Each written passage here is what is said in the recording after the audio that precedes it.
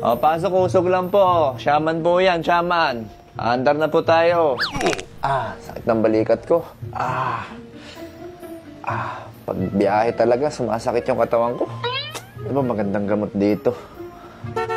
Baklaran, no? Ano? Tinatanong mo kung baklaran? Di ba nakasulat na? Okay po. Mga kabataan talaga ngayon, no? Okay, mga baklaran dyan. Makaramdam naman, makaramdam. Mga di pa nagbabayad. Naiiwan ko yung pera ko.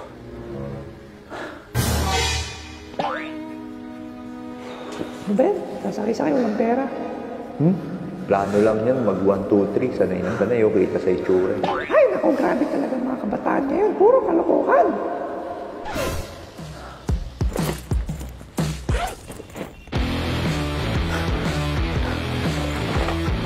Boss, ito bagay na bagay sa'yo. Kita ko masakit yung balikat mo eh. Ano to? Ang gagawin ko dito? Effective yan, boss. Ang bilis ng action yan. Tamang-tama po kasi yung dose niyan ng pain reliever. Basta, boss, kung may allergy ka sa gamot, mga maintenance, pacheck ka muna sa doktor mo. Ayos ah. Ayos.